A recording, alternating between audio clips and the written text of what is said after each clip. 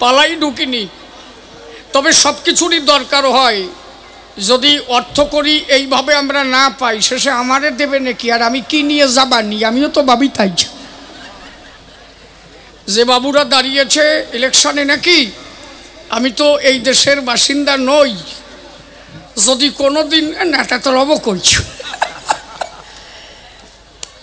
আমি আপনাদের কাছে প্রার্থনা চাই, যে যেভাবে এসেছে আপনাদের কাছে প্রার্থনা করেছে, আপনাদের বিশ্বাস রেখেছে, আপনারাও বিশ্বাসের চ্যুতি ঘটাবেন না, তাদের বিশ্বাসের যেন কোনোভাবে অমর্যাদা না হয়। জয় হরি বল। সবাই সেইভাবে আপনারা তাদের প্রতি দৃষ্টি রাখবেন। আলোচনার বিষয়বস্তুর দিকে একটু যাই, নাকি সব কিছুরই দরকার হয়, এগুলো না হলেও তো নয়। হ্যাঁ, নাহলে দেশ চালাবে কারা? সব মানুষের দ্বারা তো আর দেশ চালানো সম্ভব নয়। এখানকার জননেত্রী শেখ হাসিনা, তিনি সকলের মা, এবং আমরা যদিও ওয়েস্ট বেঙ্গলে থাকি, তাকে খুব শ্রদ্ধা করি আমরা সবাই। আমরা এদেশে আসি অনেক বিশ্বাসের উপরে আসি, যে ওই দেশে একজন খুঁটি আছে, আমাদের কোনো সমস্যা নাই। এই জন্য তার ধারায় যারা আছে, আমিও নিবেদন করি সবার মাঝে, তারা সেভাবে যেভাবে নিবেদন রেখেছে, আপনারাও সকলে তাদের প্রতি দৃষ্টি রাখবেন, নাকি হরিবল। তবে বাবুরা আর কয়টা টাকা বাড়ায় দিলি ভালো হতো। যারা 2000 দিয়েছে তারা যদি 10-এ আগ্রত, এর কাজ ভালো হতো। একটু কম হয়ে গেল। এই বছর যতটুকু কম হয়, সামনের বছর বাজেট বাড়িয়ে যাবে। আপনারা সেইভাবে তাদের দেখবেন, তারাও দেখবে। আস্তে আস্তে এই আসরখানা আরও বৃহৎ হবে। তাহলে ধৈর্য ধরে থাকেন সবাই। আমি কয়েকটা কথা বলতে চাই। কমিটির নিবেদন ছিল আমার ঠাই, যাতে তাড়াতাড়ি আমি ছোট্ট করে আসর থেকে নেমে যাই। কবিগান হচ্ছে তাই, যাতে ছন্দে কথা হয়। ছন্দ পতন হলে তারে কবি নাহি কয়। এই যে বাবুরা কথা বললো, বসে শোনেন জ্ঞানী দল, এগুলো বক্তৃতা দেওয়া হলো। আর আমরা যে কথাগুলো বলি, বসে শোনেন শ্রোতা মণ্ডলী, প্রত্যেকটা কথার মধ্যে ছন্দ দিয়ে দিই অঞ্জলি।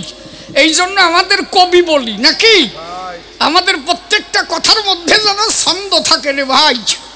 হ্যাঁ, আর যারা কথা বলে তারে বক্তৃতা দেয়া বলে, কারণ তাদের মধ্যে দিয়ে কোনো ছন্দ টন্দ নাই। এই জন্য কবি হয় দুই প্রকার, বসে শোনেন নারী নর, শুনতে লাগে চমৎকার। একটা হচ্ছে সাহিত্যিক কবি, আর একটাকে চারণ কবি কয়। চারণ কবি হলো কারা? বসে শোনেন আপনারা, যারা ছন্দে ছন্দে কথার ধারা, ছন্দের মধ্যে সেই প্রাণ গোবিন্দকে তারা পায়। দাঁড়িয়ে বলি সভাতলে, আজকে যে ভূমিকা দিয়েছে ধর্মসভার ঠাই, একেবারে হ্যান্ডবিলগুলো দিয়ে যে কি কাজ করেছে, অন্তত হাওয়ার কাজটা চলতেছে। দেখ কিভাবে নড়াই, হাওয়া খাচ্ছে।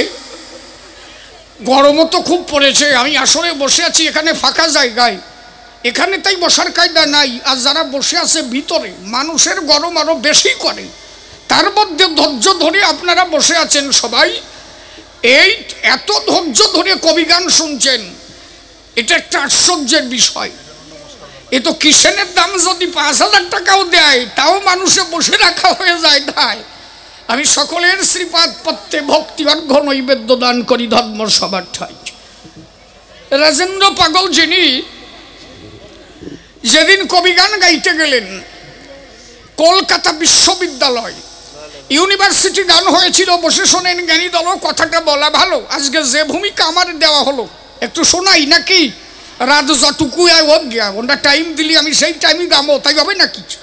আমি রাত বলিয়ে গাবো, দেই কিটা নামায় আমারে কথা কোষ। হ্যাঁ, কমিটিও অনেক আগে ছিল, এখন আর কমিটি নাই। আমি আবার যেই নামিয়ে যাবো, টাকা যেই নেবো, সেই আবার কমিটি পাবো।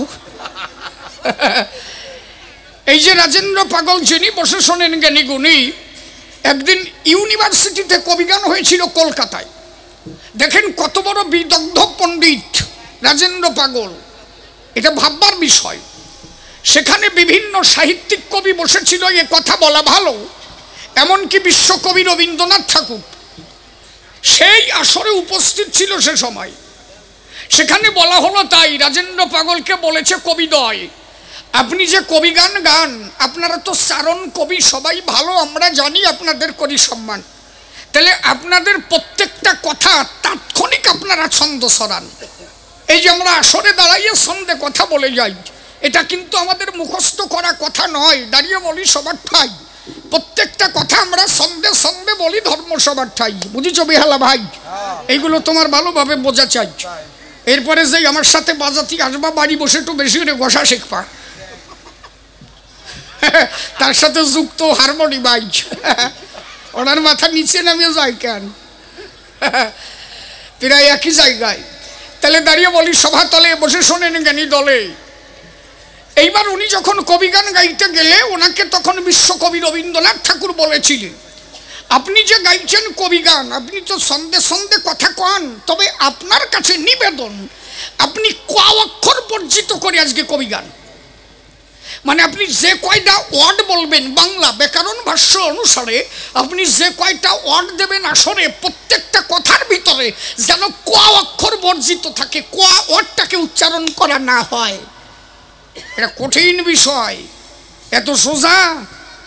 দাঁড়িয়ে বলি সভাস্থান। রাজেন্দ্র পাগল বললেন কয় ঘন্টা গাইতে হবে গান? বিশ্বকবি বললেন তাই 1 ঘন্টা গাইলেই হয়। রাজেন্দ্র পাগল বললেন তাই যদি আমার বাবা গুরুচাঁদের কৃপা হয়। কারণ রাজেন্দ্র পাগল গুরুচাঁদের একনিষ্ঠ ছিল ভক্ত, হরি নামে আসক্ত, নামে পামে মত্ত থাকতো সদা সর্বদাই। উনি বললেন তাই যদি গুরুচাঁদের কৃপা হয় আমি রাত ভরে গান গাবো, তবুও ক অক্ষর লাগাবো না, যদি আমার বান্ধব গুরুচাঁদ কৃপা করে আমায়। সারা রাত গান গেয়েছিল, বসে শোনেন জ্ঞানী দল, ক অক্ষর বর্জিত রেখেছিল। বিশ্বকবি রবীন্দ্রনাথ তখন রাজেন্দ্র সরকারকে জড়ায় ধরে বলেছিল, তাই আজ হইতে কবি সম্রাট রাজেন্দ্র সরকার তুমি, এত বড় উপাধি তোমাকে দিলাম, এত বিদগ্ধ পণ্ডিত সেই মানুষ পাই। এই জন্য অন্তরে করি ধারণা, অনেকে হরিগুরুচাঁদকে বোঝে না। বড় বড় কবি যারা ছিল তারা হরিগুরুচাঁদকে মান্যতা দিয়ে গেল, আর কয়জন ভেসু আইসে কয় যে হরিগুরুচাঁদ আবার ভগবান হয়েছে কবে। বড় ব্যথা লাগে এই জায়গায়।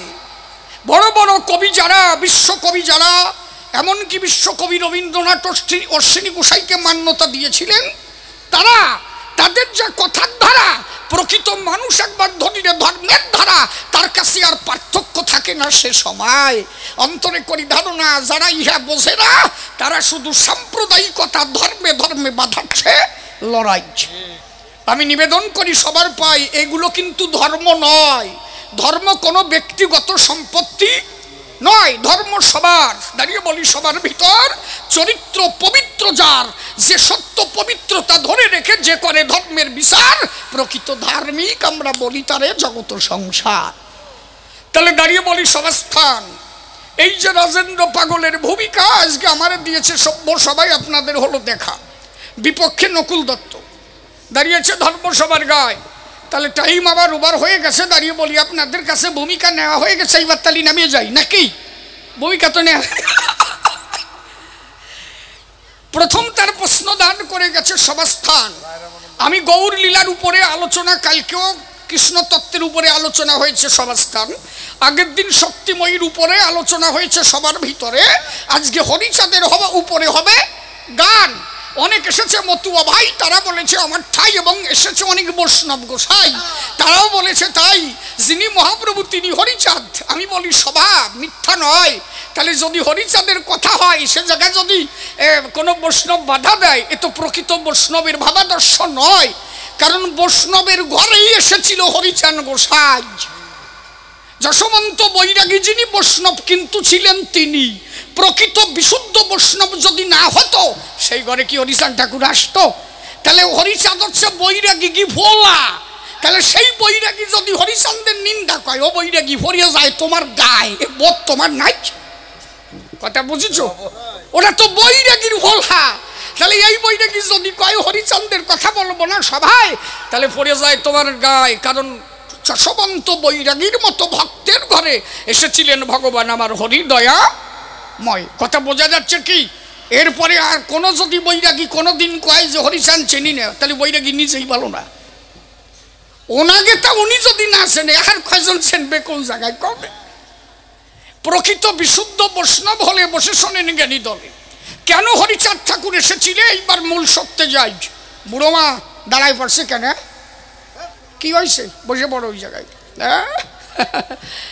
হাসি খাটা খুব ভালো, পান খাইয়ে যা দাঁত করিয়ে ফেললো, ভালো। দাঁড়িয়ে বলি সভাস্থান, কেন এলেন হরিচরণ? কি দিতে এসেছিল এই ভুবন? আমরা যদি ইতিহাস করি পঠন আর পঠন, বসে শোনেন নারী নরে, দাঁড়িয়ে বলি সভাধারে কথাগুলো একটু ব্যাখ্যা করে কহিবারে চাই।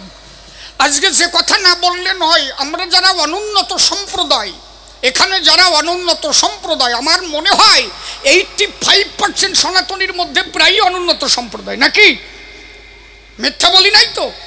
তাহলে দাঁড়িয়ে বলি সভাস্থান, ঊনবিংশ শতক থেকে অষ্টাদশ শতক, ঊনবিংশ শতক, আমরা যদি সেই ইতিহাসের প্রতি ঝোঁক, আমরা সেখানে দেখতে পাই এই অনুন্নত সম্প্রদায়ের প্রতি যেভাবে অত্যাচার নেমে এসেছিল ধরায়। এরা যদি রাস্তা দিয়ে চলতে যেত, এ কথা বলা সত্য, এদের এমনভাবে চলতে হতো, এদের পায়ের নিচে ঝাঁটা বেঁধে দেওয়া হতো, এদের গলায় ঘটি বেঁধে দিত। কেন দিত? এই সনাতনী উচ্চবাদী ব্রাহ্মণ যারা, আমি প্রত্যেকটা ব্রাহ্মণকে নিন্দা করি না, যারা মানুষকে মানুষ বলে জ্ঞান করে আমিও প্রণাম করি তারে, আর যিনি মানুষকে ছোট বলে ভাবে অন্তরে আমিও ঘৃণা করি তারে। মানুষের মধ্যে কোনো ভেদ বৈষম্য নাই। হরিচাঁদ ঠাকুর বলেছে তাই, জীবে দয়া নামে রুচি মানুষেতে নিষ্ঠা, ইহা ছাড়া আর যত সব ক্রিয়া ভ্রষ্টা। যার প্রমাণ তিন করি মেয়ে, আপনারা জানেন সবাই।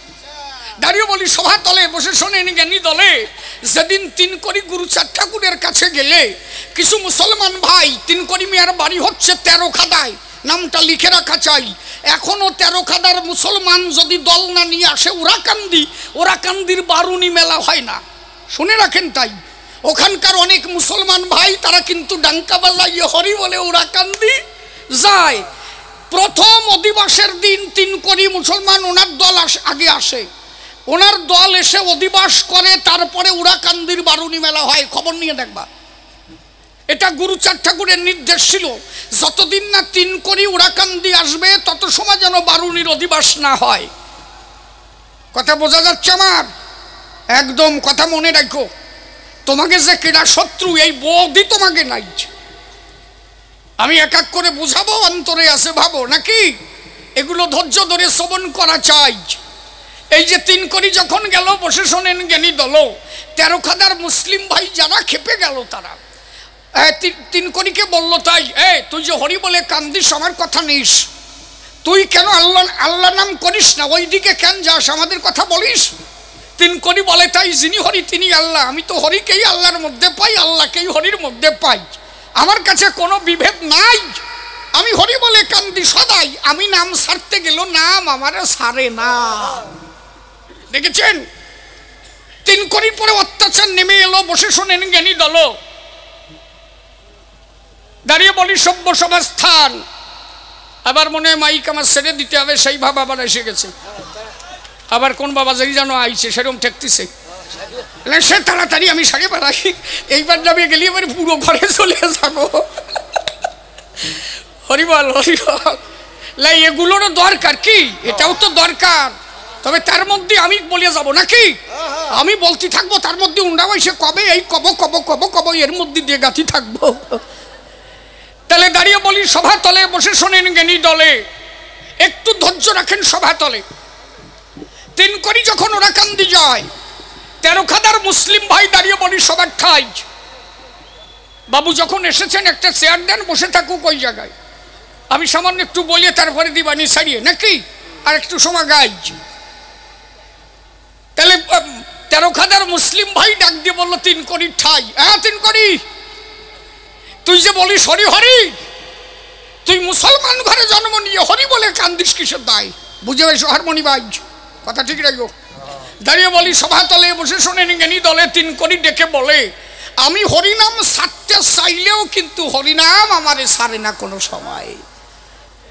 ওরা তখন যুক্তি করলো, বসে শোনেন জ্ঞানী দল, ও মুসলমান হয়ে হরিনাম করতে আরম্ভ করলো, ওরে আর বাসায় রাখার দরকার নাই। একটা সালার বস্তা এনেছিল, বসে শোনেন জ্ঞানী দল, সালার বস্তার মধ্যে তিন করিকে ঢুকানো হলো। কথাগুলো শোনা ভালো, ধর্মসভা স্থান।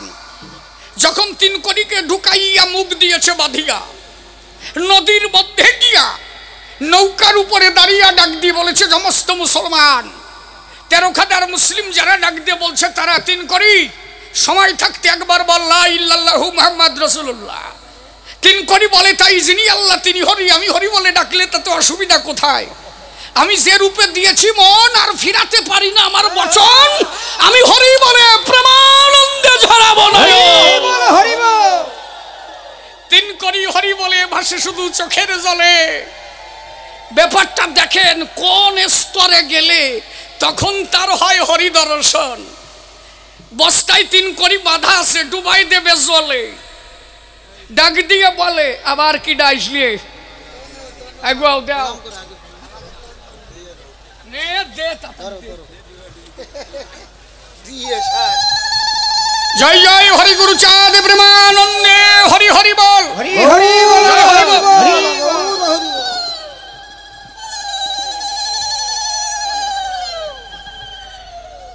ও যে মালা দিল আমায়, ওরা কিন্তু কেউ কমা নয়। এই কয়দিন আমাদের ওরা রান্ধে খাওয়ায়, একজনও খবর নিতে যায় না। এই কয়জন যদি না থাকতো তাহলে না খাইয়ে শীত হয়ে পড়ে থাকতে হতো। মালা যদি আর কয়টা থাকে দিয়ে যা আমায়।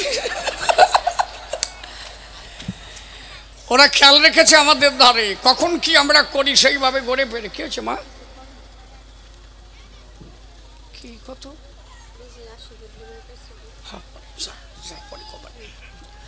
তাহলে অন্তরে করি ধারণা বসে শোনেন সতী জনা বিভিন্নভাবে আলোচনা। যখন তিনকড়িকে ওই নদীর কাছে নেয়, যখন নদীর কাছে নিল বসে শোনেন জ্ঞানী দল, খালি আপনারা ভাবতে থাকবেন সবাতল। জলের কাছে নিয়ে বস্তাটাকে ধরিয়ে তিনকড়িকে বলতে লাগলো বল লা ইল্লাল্লাহু মুহাম্মদ রাসূলুল্লাহ। তিনকড়ি বলল তাই যিনি আল্লাহ তিনি হরি, আমি হরি বললে দোষ কোথায়? বলো তিনকড়ি ওসব কথা জানি না, বলবি কি না?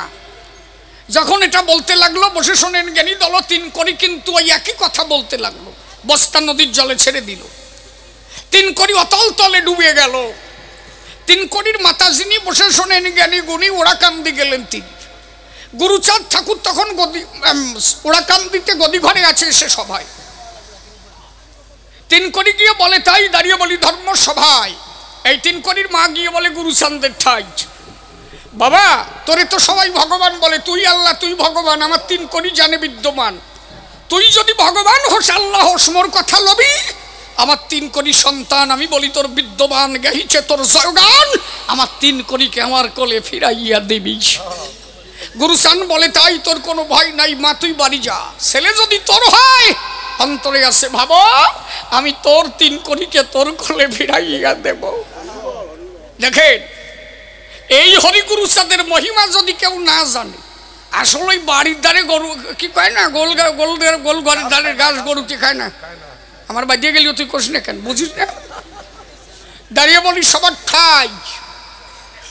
তিনকড়ির মা যখন গুরুচাঁদের কাছে গেল, গুরুচাঁদ নিবেদন রাখলো। পরের দিন সকালবেলা দেখে যে কামনা সাগরে একটা বস্তা ভাসতে ছিল। গুরুচাঁদ ঠাকুর ডাক দিয়ে বলে ভক্তদের ঠাই, এই কামনা সাগরে দেখতো একটা বস্তা দেখা যায়, কোন বস্তা আন দেখি আমায়। যখন বস্তা এনে কুলে আনলো বসে শোনেন জ্ঞানী দল, মুখের বাঁধন যখন খুলে দিল দেখে যে মরে আছে তিনকড়ি বস্তার ভিতরে রিবাজ। গুরুচাঁদ ঠাকুরের কাছে বলে তাই বাবা তিনকড়ির বস্তা, এই বস্তায় এই জায়গা কি করে আসলো বোঝা নাই? গুরুচাঁদ করে মানা আমার তিনকড়ি মরে নাই, সংসারের জ্বালায় কতদিন থাকবে দরায়, একটু রেস্ট নিচ্ছ থাক, আমার গদি ঘরের পাশে রাখ, সময় হলে ওরে ডেকে নেব, অসুবিধা নাই। গদি ঘরের পাশে রাখলো বসে শোনেন জ্ঞানী দল। এসব আশ্চর্য কাহিনীর মতো মনে হলো, ঘটনা কিন্তু বিন্দু মাত্র মিথ্যা নয়, কারণ তিনকড়ির পরবর্তী জেনারেশন এখনো তোর নাতি ছল আছে দলায়। দাঁড়িয়ে বলি সভাতলে 3 মাস পর্যন্ত ডেড বডি গুরুচাঁদ ঠাকুরের পাশে রেখেছিল। একটা ডেড বডি যদি 3 মাস পর্যন্ত রাখে তা থাকে, হয়েছে দুর্গন্ধ বাড়ায় না? আছে তার গদি ঘরে বসে শোনেন নারী নরে। 3 মাস পরে 13 খাদা কলেরা রোগ ধরা দেয়। তখন তো কলেরার খুব চাপ ছিল বসে শোনেন জ্ঞানী দল। তখন একটা প্রবাদ বাক্য ছিল, একবার হাগা 2 বার ববি থাকলো তোর জাগা জবি। মানে হাগা ববি শুরু হয়ে গেলি আর থাকার খায়দা নাই, কি সত্যি কথা কও? তখন এইরকম ভাবে কলেরা আরম্ভ হতো। সাধুগুরু মহাজন যারা এই কলেরাগুলো তারা তাদের মুখের দ্বারা, গণেশ পাগলের একটা ঘটনা জানো, মনে পড়ে গেল। পাগলেরও তো ধাম বেশি দূরে নয় নাকি, কাছাকাছি। মনে পড়ে গেল আগে ওইটা বলিয়ে তারপরে আবার ওই দিক যাবানি। তাই আমারে যা দিক আজকে রাত বলিয়ে গাবো, কোনো কথা নাই। কি দেহি আমারে কোন শালা নামায়। হরিবল। এই যে গণেশ পাগল দাঁড়িয়ে বলি সভাতল, মিথ্যা বলি নাই। দুর্গাপুর মনোহরের বাড়ি থাকতো। আপনারা জানেন যত বিজ্ঞ যত, একদিন দুর্গাপুরে এইরকম কলেরা রোগ শুরু হয়ে গেছিল। গণেশ পাগল ডাক দিয়ে বলে তাই সবাই এসে ধরে গণেশের পায়। কেষ্ট খেপা গণেশ পাগল, এ তো আপনাদের সিনা সবার মিথ্যা নয়। ভক্তরা এসে বলে তাই দুর্গাপুরে তুমি থাকো আর এইভাবে কলেরা হয়, তোমার বোধ নাই? গণেশ করে বর্ণনা, এত তাড়াতাড়ি ঠিক করা যাবে না, আমার মনোহর যত সময় না আসবে এ কলেরা ঠিক হবে না। মনোহর গান গেয়ে বাড়ি আসলো, বসে শোনেন জ্ঞানী দল। ভোরবেলা গণেশ পাগল মনোহরকে কয়, এ মোনা কি গ্রামে কলেরা আইছে, খবর পাইছিস? কাজে আমি খবর নেবো কেন, তুমি থাকতে কলেরা হয় কেন? কয় যে ওরা তো ধরেছিল পায়। আমি বলি তোর ঠাই, আমি আছি অপেক্ষায়, কখন মনোহর আসবে আঙ্গি নাই। তোর কথা শোনার পরে বিরহ জেগেছে অন্তরে, তারে কলেরা খেদাতি হয়। বলে হ্যাঁ, বলে যা একটু শুয়ে পার, দেখি ভোরবেলায় ডাক দেবো, আমার সাথে যাবি, দুইজনে কথা কব, আনন্দে আমার সাথে রবি। মনোহর কেবল একটু ঘুমের মতো আসছে, কি বলবো আপনাদের কাছে, ভোর হয়ে গেছে। এর মধ্যে গণেশ পাগল মনোহরকে ডাক দিছে, না আয়। কয়দিন গান করে আইসে বাড়ি, বসে শোনে নর নারী। তারপরে কেবল একটু ঝিম ঝিম ভাব আসছে, তার মধ্যে দেয় হাঁকার, যায় কোন জায়গায়। মনোহর বলে তাই আমি না গেলে হয় না? শালা ঘুমাতে পারে, গ্রামের মানুষ মরে গেল কলেরায়। যেই দাবর দেশে মনোহর উঠে গেছে, বলছে একটা বদনাই, এটা পাত্রতে জল নেই, আমি একটু মাঠে যাব পায়খানা করবার আশায়। এইবার বদনাই জল নিল, বসে শোনে জ্ঞানী দল মাঠে পায়খানা করতে গেল, জায়গা আর খুঁজে পায় না। মনোহর বলে তাই কত দূর নিবা, তাড়াতাড়ি হাগিয়ে যদি বাড়ি যাবো, আমি একটু ঘুমাবো, তোমার হাগার জায়গার অভাব নাই। মাঠ খুঁজে বেড়ালাম, জায়গা পাও না। কয় যে দেখ সেইরকম জায়গা তো খুঁজে পাই না। মাঠ বড়িয়ে খুঁজে ফেরে বসে শোনেন নারী নরে ছোট্ট একটা পুকুর পারে গণেশ পাগল বসে গেল পায়খানা করিবার তরে। যখন ওই পায়খানা করতে লাগলো, বসে শোনেন জ্ঞানী দল 4টের সময় বসেছিল, ভোর 8টা হয়ে গেল, হাগা হয় না। মনোহর বলে তাই কত সময় আঁকবা? কয় যে এখনো হয় নাই, পুরো গ্রামের হাগা একা আঁকতেছি, তুই টের পাইস? এই একটারও জাতের হাগা বমি না হয়, একা আঁকতেছি এই গ্রামের হাগা। এত সোজা সাধক হবা? 8টার সময় যখন পায়খানা হয়ে গেল, ডাক দিয়ে বলে মনোহরের ঠাই, এইবার জল দে। বদনা পরিও জল দে আরম্ভ বলো। কয় যে বদনায় কুল হবে না, বাড়িতে কলস নিয়ে আয়। কলস নিয়ে পাশায় ঢালে কুয়োর জল, বসে শোনেন জ্ঞানী দল। জল ঢালতে ঢালতে কুয়োর জল শেষ হয়ে গেল। কয় যে শোষা হয় নাই? কয় যে গ্রামের সবার শোষা একা স্বস্তি জলে হয়। দেখেছেন, এই হচ্ছে সাধক যারা মুখের কথার দ্বারা কলেরা তাড়াইছিল তারা। এই যখন 13 খাতা কলেরা শুরু হয়, গুরুচাঁদের কাছে গেল। মুসলিম ভাইরা যখন গুরুচাঁদের পায়ে পড়লো, গুরুচাঁদ ঠাকুর করলো বর্ণনা, তোমরা 3 কড়িকে আঘাত করেছো, ও গ্রাম আর টেকবে না। এ কেন বোঝো না? হরিভক্তের অপমান আমার শ্রীহরি সহ্য করতে পারে না। দাঁড়িয়ে বলি সবার ঠাই, সবাই ধরে গুরুচাঁদের পায়। ঠাকুর গুরুচাঁদ বলে তাই যদি আমার 3 কড়ি আবার ফিরে যায়, তাহলে যদি কলেরা ভালো হয়ে যায়। বলে 3 কড়ি তো বাঁচিয়েই নাই, ওরা তো ডুবাই দিছি নদীর জলে। দাঁড়িয়ে বলি সভা তলে ওর কি করে আসবে চলে? গুরুচাঁদ করে বর্ণনা, আমার 3 কড়ি মরে নাই। আমি বলি সবার স্থান, আমার 3 কড়ির আছে প্রাণ, বেঁচে আছে বিদ্যমান, ও তো আছে আমার সন্নিধান। যারা তারে ডুবাই দেশে সেই কয়জন ওইখানে আইছে, তারা কথাগুলি বিশ্বাস পায়? তারা তো নিজেরা জানে ডুবাইছি নদীর জলে, ও আবার কি করি আসে সভা তলে। গুরুচাঁদ ঠাকুর বলে তোদের বিশ্বাস হয় না? নাই। গদিঘর থেকে বস্তার মুখ খুলে দিল, বসে শোনেন জ্ঞানী দল। গুরুচাঁদ ঠাকুর 3টে ডাক দিয়েছিল, 3 কড়ি, ও 3 কড়ি, বাবা 3 কড়ি। বস্তার থেকে ডাক দিয়েছিল, বাবা বলো। 3 কড়ি, তোর গ্রামের মানুষ আসে, তাড়াতাড়ি উঠে আয় আমার পাশে। গ্রামের মানুষ মরে গেল কলেরায়, পেলে তোর মতো হরিভক্তের চরণ ধুলি ওই গ্রামে যদি হয় হরি নামের বলি, তবে যদি 13 খানা গ্রাম বেঁচে যায়, তুই তাড়াতাড়ি বাড়ি যাবি, তোর গ্রামের মানুষ রক্ষা করবি। প্রেমানন্দে হরি গুরুচাঁদের নাম জগৎ ভরে বিতরণ করিবি। জয় হরি বল, হরি বলে বসে শোনেন জ্ঞানী দলে, সেই 3 কড়ি 13 খাদা গিয়েছি, শেষ পর্যন্ত 13 খাদা রক্ষা পায়। আজও সেই 3 কড়ির নাতি ছেলে সেই মতুয়ার দল নিয়ে বল হরি বলে ওরা কান্দি আসে যায়। অন্তরে করি ধারণা ও বলত্ব তা বোঝে না। হ্যাঁ, আর এইভাবে নেটালি এত তাড়াতাড়ি এইভাবে নেটাস কিভাবে? একখান প্রশ্ন করে চলে যাবি, আমি সরাত করে নামিয়ে যাবো, আবার সরাত করে এসে যাবো, কি এত প্রশ্ন তোরে কেনা করতে কইছে? আমার ছোট্ট একটা গল্প মনে পড়ে গেছে, কব না? থাক কব। এই হাগা দিয়ে যখন শুরু হয়েছে হাগার গল্পই মনে পড়ছে আবার। একটা ছেলে ও গ্রামে বাস করে চলে, ও ভর্তি হয়েছে কলেজে, একটু উত্তীর্ণ হয়েছে নলেজে। ও মাঝে মাঝে ভাবে, মনে আছে ভাবো আমি একটু ভালো স্টাডি করবার জন্য ভালো কলেজে ভর্তি হব। ও ভালো কলেজে ভর্তি করেছে। তা যে কলেজে ভর্তি করেছে ওই কলেজের যে ঘরের দরজা, যে গাড়ি, পায়খানা, বাথরুম, যে দরজা সব রিমন্টেড করা, বুঝেছ? রিমন্ট চাপ দিলি দরজা আটকে যায়, আর রিমন্ট চাপ দিলি দরজা খুলে যায়। গাড়ির দরজা রিমন্ট চাপলি খোলে। এই যে এখন রিমন্টের বাবা এসে গেছে না, রিমন্ট দ্বারা খোলে। প্রফেসর সাহেব ডাক দিয়ে ছেলেটাকে বলে, খোকা তোমার কি রিমন্ট চালানো অভ্যাস আছে? ও দেখে যে আমি যে গ্রামের মাল, এত বুঝতে দেওয়া যাবে না। আমি যে গ্রাম থেকে আসি, আর যদি বুঝতে দিই কতজনে কত কি কবে, তার তো ঠিক থাকবে না। এমনভাবে কথা কব কেউ যাতে না জানে যে আমি ওখান থেকে আসি। ও বলে ওসব রিমন্ট টিমন্ট, আমাদের কয়খানা, আমাদের বাড়ি গাড়ি সব রিমন্টের দ্বারাই আমরা চলাফেরা করি। প্রফেসর মনে মনে ভাবলো, তাই এ জায়গা তো সামান্য ছেলে চান্স পায় না, হতেও পারে, অসুবিধা কোথায়? রিমোটটা ধরিয়ে দিয়ে গেল, খোকা পায়খানা চাপলে রিমোট চাপ দিবা দরজা খুলে যাবে, আবার দরজা আটকায় দিবা রিমোটের দ্বারাই, তোমার তো চাপ অভ্যাস আছে, অসুবিধা নাই। ও বলে হ্যাঁ অসুবিধা নাই।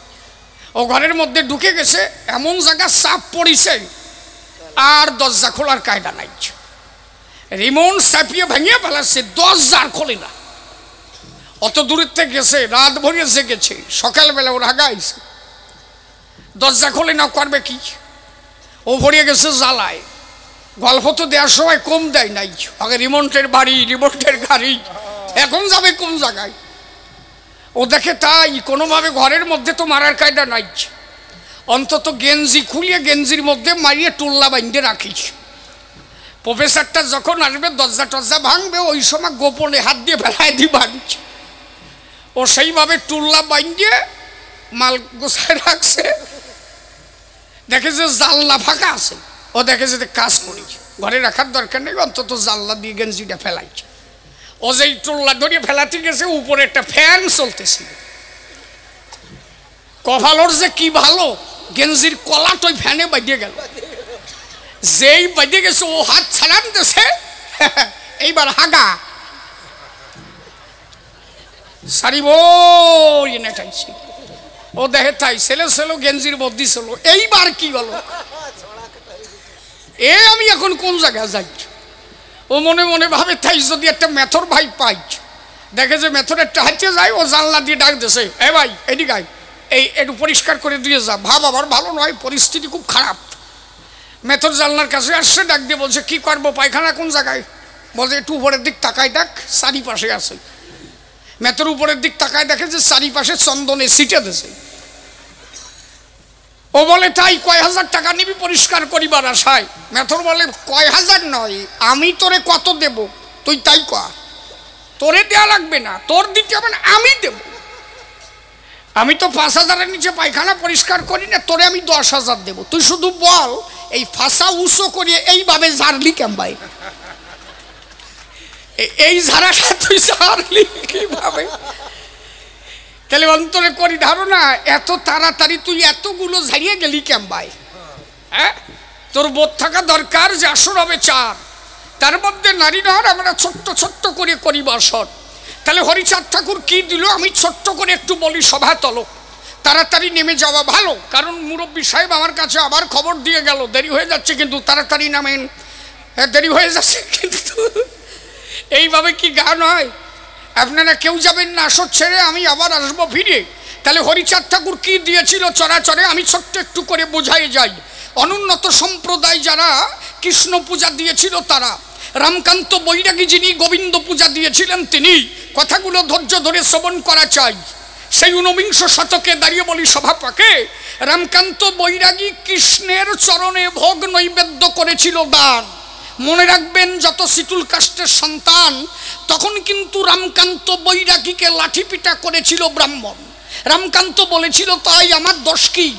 ওই ব্রাহ্মণ বলে, তাই তুই যে সারালের ছেলে, সন্ডালের ছেলে, তোর তো ভগবান স্পর্শ করার কোনো ক্ষমতা নাই, তুই স্পর্শ করিলে ভগবান যায় চলে, কারণ তোদের ছোট জাত বলে তোরা স্পর্শ করলে সেই মন্দিরে আর ভগবান থাকে না কোনো কালে। এইটা কোনো ধর্ম কথা হয়? অন্তরে করি ধারণা। রামকান্ত তো তখন হরি পূজা দিয়েছিল না, রামকান্ত কিন্তু কৃষ্ণ পূজাই দিয়েছিল। তাহলে রামকান্তকে কেন আঘাত করা হলো? রামকান্তের চোখের জল দাঁড়িয়ে বলি সবাতল চড়েছিল বিশ্ব নীলদল, মিথ্যা বলি নাই। রামকান্তের চোখের জলে তখন জয় হরি বল হরি বলে ডেকেছিল, হে কৃষ্ণ নন্দলালে তুমি কি জগতে নাই? মানুষের নাই ধর্মের অধিকার, আমি বলি তোমার ভার। হে কৃষ্ণ নটবর, দেখেছি তোমার গীতার পাতায় তুমি লিখেছ তাই, যদা যদা হি ধর্মস্য গ্লানি ভবতি ভারত অভ্যুত্থানাং ধর্মস্য তদাত্মানাং সৃজম্বহং পরিত্রাণায় সাধুনাং বিনাশায় চ দুষ্কৃতাম ধর্ম সংস্থাপনার্থে সম্ভাবামি যুগে যুগে। ধর্মের যখন গ্লানি ঘটে, সাধুদের যখন অত্যাচার ওঠে, সাধুদের পরিত্রাণ করতে, ধর্মকে রক্ষা করতে তুমি ভগবান নেমে আসো ভবের হাটে। আজ লক্ষ লক্ষ কোটি কোটি সন্তান তোমার জন্য তাদের কাঁদিছে প্রাণ, যাদের ধর্মের অধিকার নাই, নাই কোনো সম্মান, তাদের অধিকার ফিরাইয়ে দিতে তুমি এবার আসো জগতে। হে কৃষ্ণ জগন্নাথ, আমার কথা নিও, শ্রীধামরা কান্দি হরি হয়ে অবতীর্ণ হইও। দাঁড়িয়ে বলি সবার ঠাই, ভক্তের আকুল ক্রন্দন রক্ষা করিতে, ভক্তকে বাঁচাতে হরি আমার এসেছিলেন ওরা কান্দির গায়। অনেক বৈরাগী কয় যে হরিচাঁদ ঠাকুর ভগবান, শাস্ত্রীয় যুক্তি কি? কেন কৃষ্ণ তো ওখানে ওই শ্লোকটা না দিয়ে উনি তো বলতে পারতেন যে শাস্ত্রে লেখা থাকলেই ভগবান হব, শাস্ত্রে লেখা না থাকলে আমি ভগবান হব না, এটা তো লিখতে পারতো। উনি কি লিখলেন? না, যদা যদা হি ধর্মস্য গ্লানি ভবতি ভারত অভ্যুত্থানাং ধর্মস্য তদাত্মানাং সৃজম্বহং পরিত্রাণায় সাধুনাং বিনাশায় চ দুষ্কৃতাম ধর্ম সংস্থাপনার্থে সম্ভাবামি যুগে যুগে। তার মানে কি, ধর্মের যখন গ্লানি ঘটবে ভগবানকে এখন আসতে হতে পারে। যদি এখনো পর্যন্ত মানুষের উপর অত্যাচার নেমে আসে, মানুষ যদি তার ধর্মের অধিকার না ফিরে পায়, আজও ভগবান আসতে বাধ্য, শুধু ভক্তকে রক্ষা করবার দায়। এই বোধ জাগে নাই, এই জন্য কয় যে হরিচাঁদ ভগবান হয়েছে কবে, এইটা কিন্তু নয়। দাঁড়িয়ে বলি সবার ঠাই। তাহলে যিনি মহাপ্রভু, মহাপ্রভুর মূল আদর্শ যদি দেখি, সেইটা হরিচাঁদের মধ্যে পাই পূর্ণভাবে, এক বিন্দু তার ভুল নাই।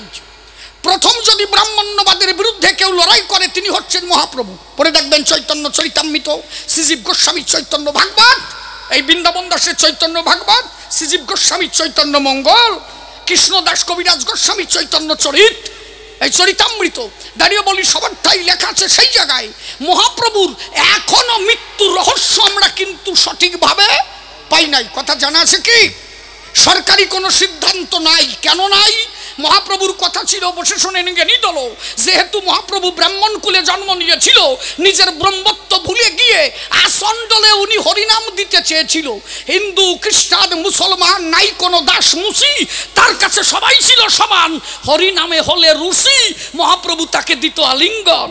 অন্তরে করি ধারণা, ওই ব্রাহ্মণরা চিন্তা করলো, এ শালা আমাকে যারই তো ভালো না, এ কি জন্মিছে আমাদের ঘরে, আমরা যাব যাদের মাথার উপরে, আর এ গিয়ে তাদের সঙ্গে আলিঙ্গন করে, এরে আর রাখা যাবে না। পরবর্তীতে কি হলো বসে শোনেন জ্ঞানী দল, ওই ঘটনা শিশিরের না বলাই ভালো। দাঁড়িয়ে বলি সবার ঠাই, কারণ এখনো পর্যন্ত তার পূর্ণ মীমাংসা আমরা পাই নাই।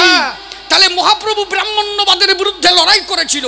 মহাপ্রভু একটা কথা বলতো, তাই মানুষে মানুষে ভাই ভাই, যেখানে কোনো জাতাজাতি নাই, সেই ধর্ম পরবর্তীতে হরি হয়ে এসে ওরা কান্দি বলেছিল, জীবে দয়া নামে রুচি মানুষেতে নিষ্ঠা, ইহা ছাড়া আর যত সব ক্রিয়াবৃষ্টা, কুকুরের উচ্ছিষ্ট পেলে মোরা খাই, বেদ বিধি শৌচাচার নাহি বানি ঠাই।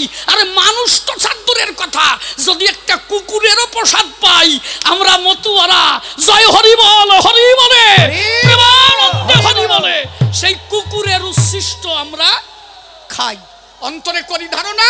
তাহলে প্রকৃত মতুয়া যারা প্রকৃত বৈষ্ণব, তারা প্রকৃত বৈষ্ণব হলে তার মধ্যে এত সুস্মার্গ নাই। এই দুটো টা কাঠা আছে, এই সুসের ঠেলায় একে ভগবান পাওয়া হয়ে যাবে। দাঁড়িয়ে বলি সবার ঠাই যদি সুস্মার্গে ভগবান পেত, তাহলে রোহিদাস মুচির চামড়া কাঠায় কি আর ভগবান যেত? কথা কন। তাহলে বৈরাগী কি, ওগুলো কি?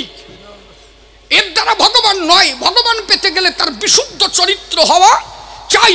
যার চরিত্র পবিত্র নাই, তার গঙ্গা জলে কি করে রে ভাই? 7 বেলা গঙ্গা জলে ডুবলি কাজ হয়? পরের বদিকে যদি কুতকুত হইয়া তাকায়, কথা কইও দয়াল, কথা কইও। আবার একটা গল্প বলে, পরে আমি গিয়েছিলাম একবার মালদা গান গাইবার তরে। একজন বৈষ্ণব ভাই আমারে দেখে দেখি যে বারবার স্নান করে, আমি পড়ে গেছি জ্বালায়। ওই বাড়ি গান গাই, বায়না দিয়েছে আমারে চৈত্র মাসের 20 তারিখ প্রায়। এই বুড়ি কোনো কোনো কনে যায়, জাতি দাও দিয়ে গুতোয় বারোই আসতেছে, সারিয়ে দাও দিও না, ওনার বাড়ির খবর আইছে বলে। দাঁড়িয়ে বলি সবার স্থান, ওই বাড়িতে গাইতে গেলাম আমি গান। চৈত্র মাসের 20 তারিখ আমার মনে আছে এখন, সে লোকটা মারাও গেছে। তো ওনার বাড়ি গানে গেলাম, উনি আমার দেখে দেই যে ঘন ঘন স্নান করে। সকালবেলা উঠেই স্নানে গেল, কিরে ভাই ভালো? তাহলে কোথায় গিয়েছিলেন? বৈষ্ণব গোসাই বলছে একটু পায়খানা পাত্র। ঠিক আছে ভালো। একটু পরে ঘন্টাখানিক পরে আবার স্নান করে আসলাম। এখন কোথায় গিয়েছিলেন? বলে একটু প্রস্রাব করতে গিয়েছিলাম, তো স্নান করলাম। ভালো। আবার একটু পরে স্নান করেছি, আবার স্নান করলেন। দুটো আহার করেছি তো গা এঁঠো হয়ে গেছে। আবার 20 থেকে 30 বার স্নান করছে। মানে আমার দেখাচ্ছে যে মাল আমি একটা আসি এই জায়গায়, বুঝলে? আমি তো টের পাইছি, এর মতো ভণ্ড আর নাই। বিকেলবেলা যে ঢোলে যাইয়ে বাড়ি দিছি, কবি গান আরম্ভ হয়েছে, ঢোলে বাড়ি দিছি, এমন বৃষ্টি হয়েছে উপরের সেই তাবু মাবু সিঁড়িয়ে মিড়িয়ে ঢোলমল ভিজে কবি গানই বন্ধ হয়ে গেছে। বৈষ্ণব এসে বলে আমার মতো বিশুদ্ধ বৈষ্ণব নাই, আমার এই গানটা এমন হলো কেন? হ্যালো, আরো কয়বার স্নান করো, তোমার স্নানের ঠেলা সব স্নান হয়ে গেছে। স্নান করার জায়গা পাও নাই তুমি, বুঝলে? এগুলো ভঙ্গি ধরা ছাড়া আর কিছু নয়। অন্তরে করি ধারণা। পরের বার ওই লোক বৃষ্টির ঠেলায় পৌষ মাসে 20 তারিখ গান দিয়েছে। সেইবার যখন যাই, এইবার দেই যে স্নানও নাই। গোসাই স্নান টেন করছে, ওরে শীত পড়িছে রে, স্নান করে মর ববি। আচ্ছা, ভঙ্গি ধরার দরকারটা কি তোমার? কি দরকার আছে ভঙ্গি ধরার? অতএব এসবের দ্বারা ঈশ্বর প্রাপ্তি নয়। ঈশ্বর প্রাপ্তি যদি সুস্মার্গে হতো, তাহলে ভোলানাথ কি আর শ্মশানে পড়ে থাকতো? যোগী ঋষি মুনি যারা পাহাড় পর্বতে অরণ্যের মধ্যে থাকে, তাদের কোনো নাই সুস্মার্গের ধারা।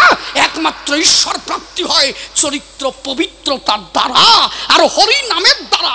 বিশুদ্ধ চরিত্র হলে তার আর কোনো কিছুর দরকার হয় না। তাই হরিচাঁদ ঠাকুর বলেছিলেন, লয়ে নিজ নারী ব্রহ্মচারী সচ্চরিত্র রবে, হাতে কাম মুখে নাম সদা সত্য কথা কবে, পরপতি পরসতী কভু না স্পর্শিবে, তুমি না ডাকিলে হরি তোমারে ডাকিলে। এর থেকে ভালো কথা আর কিছু নাই।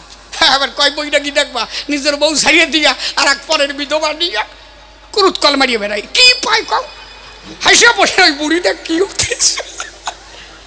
এর কোন ধর্ম কয়? এর কি ধর্ম কয়? কোন একজন নারী চায় তার স্বামী বুড়ো হয়ে মরে যাক, তার কোলে মরে যাক? সে কখনো চায় না আমার স্বামী অন্য কোনো নারীর কাছে যাক। নারী যদি এতই খারাপ হয়, নারায়ণের কাছে লক্ষ্মী, আমরা জানি সেই সাক্ষী। রাধার কাছে কৃষ্ণ বাধা মিথ্যা কথা নয়। বিষ্ণু পিয়ার কাছে মহাপ্রভু জানি বসে শোনেন জ্ঞানী গুণী।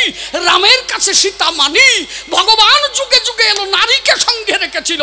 নারী ভিন্ন, ভগবান কিন্তু নাই। তাহলে নিজের বউ সঙ্গে নিয়ে ভগবান রাজত্ব গেল চালাইয়া। তাহলে তুমি নিজের বউ সঙ্গে করে ভগবান পাতা না পেতা? ভগবান তাই দেখালো। তুমি কি করলে?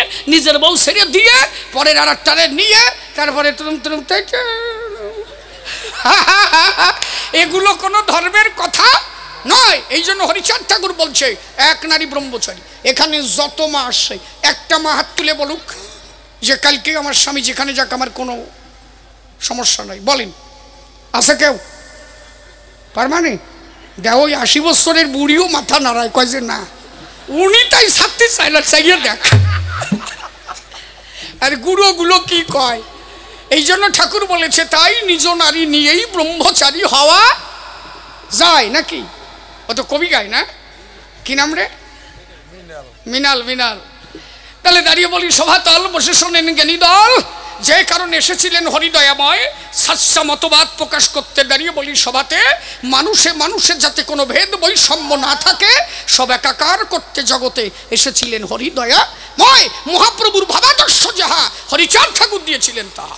যদি বলেন কেমন, রায় রামানন্দের কাছে সাধ্য সাধন তত্ত্ব শুনতে গেলেন, আপনারা জানেন জ্ঞানীচন রামানন্দ বলেছিলেন তাই, প্রভু কহে পরশলোক সাধ্যের নির্ণয়, রায় কহে স্বধর্মাচরণে বিষ্ণু ভক্তি হয়।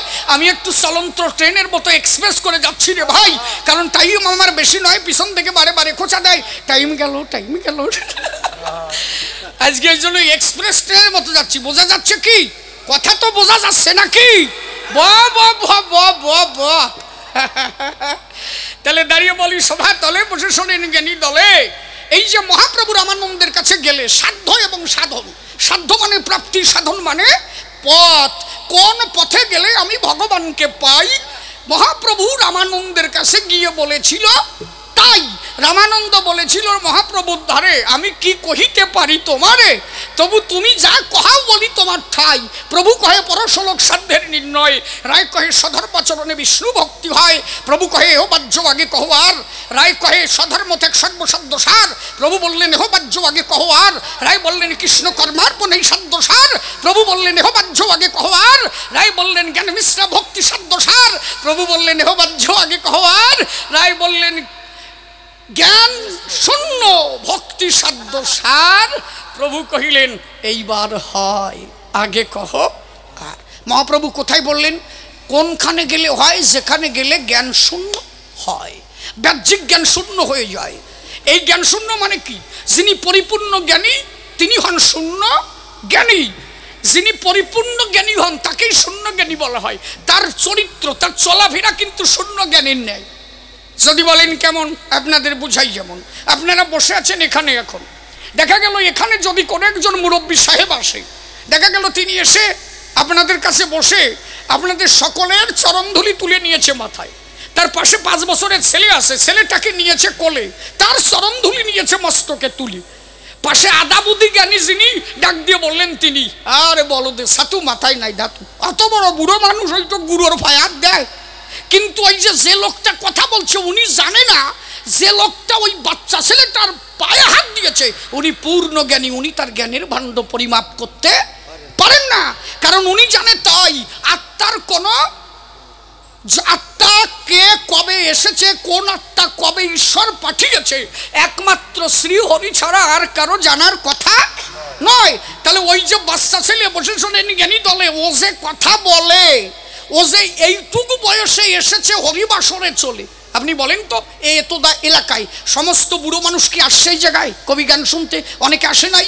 দেখা যাচ্ছে আপনার বাড়ির পাশে হরিসভা হচ্ছে, সেখানে 8 বছরের বালক গিয়ে ডঙ্কা বাজাচ্ছে, কিন্তু আপনার পাশের বাড়ির 80 বছরের বুড়ো সে ওখানে গিয়ে এর দাঁত মেলাই হাসিয়ে পড়তেছে, দেও কি করে আরম্ভ করেছে। তার মানে কি ওই বাচ্চা ছেলেটার পূর্ব জন্মের স্বীকৃতি ছিল, তাই এইটুকু বয়সে ও সাধুগুরু বৈষ্ণবের কৃপা পেয়েছিল।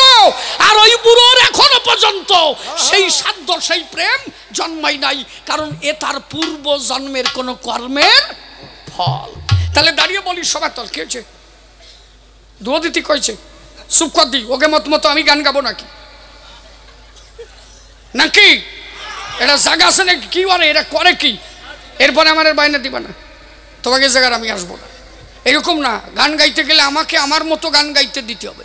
এই দোকান এখন আমার দোকান, আমার দোকানে অন্য কেউ মালিক হবে এটা তো আমি চাবো না। এই দোকান কার? এখন তো আমার। আমি বাঁকা, আমার মধ্যে কে কথা কয়? আমি কি আমার মধ্যে যে কথা কয় দাঁড়িয়ে বলি সবার ঠাই আমি তো তারে চিনি নাই। সেই মানুষ কথা বলে দাঁড়িয়ে বলি সভা তলে, সেই মানুষই যখন দোকান খোলে আর একজন অর্ডার দিলে চলবে? ওসব অর্ডারের দাঁড়ি না। আমার যখন ইচ্ছা হবে তখন দুধ দেবো, কোন সময় নামবো ঠিক নাই, কোন শালা নামায় আমি আজকে দেখবো। হরিবল হরিবল। কি হয়েছে গোসাই? আমার লক্ষ্য আছে, কি যে জ্বালায় বসি দেখছিস, এটা জায়গায় না গেলি হয়। দে তাহলে বাড়ি দে, এটা বোঝে না। আলোচনার একটা ভাব আছে তো, স্তর আছে, তাই না? আমি একটা স্তরে যাচ্ছি, এগুলো বোঝে না কোন জায়গাটা আমি মিল দেব, এটা ভাবতে হবে না। সিদ্ধান্তটা কি? কেন মহাপ্রভুর ওই সাধ্য সাধন তত্ত্ব মতুয়াদের সঙ্গে যুক্ত? দাঁড়া বয় সামনে বয়। এই জায়গাটা না বললে আপনারা বুঝতে পারবেন না তো, আমি বলি নাকি? একটু পরে ধুয়ে দিই, দাঁড়াও রাখ দি, ওকে কথা সরা দি, ওই কমিটি তো সরা।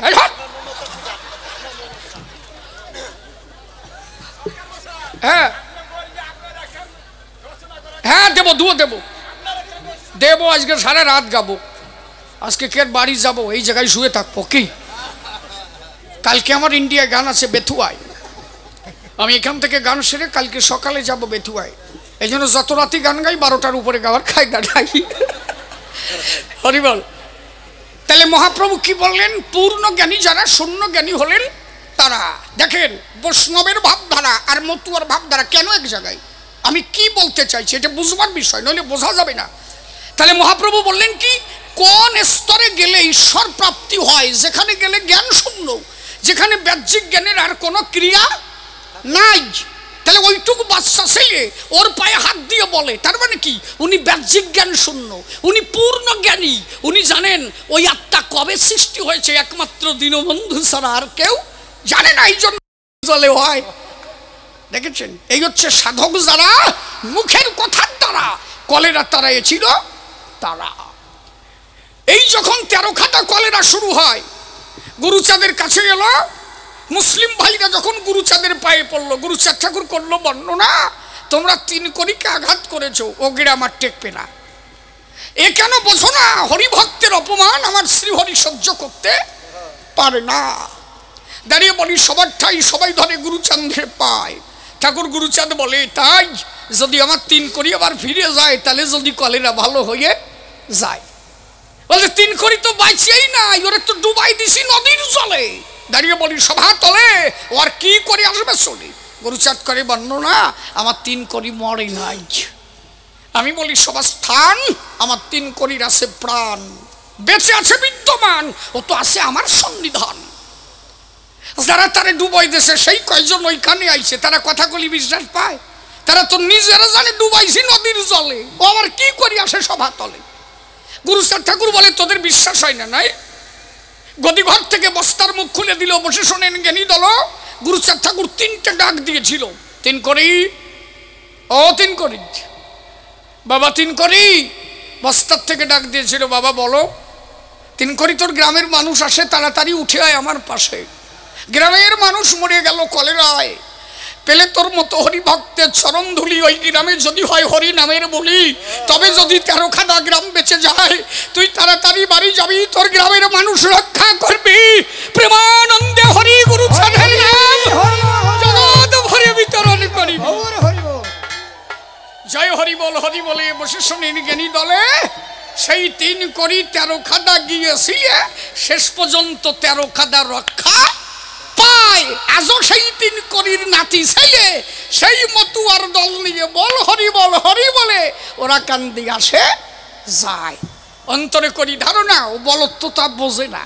হ্যাঁ, আর এইভাবে নেটালি এত তাড়াতাড়ি এইভাবে নেটাস কিভাবে? একখান প্রশ্ন করে চলে যাবি, আমি সরাত করে নামিয়ে যাবো, আবার সরাত করে এসে যাবো, কি এত প্রশ্ন তোরে কেনা করতে করি?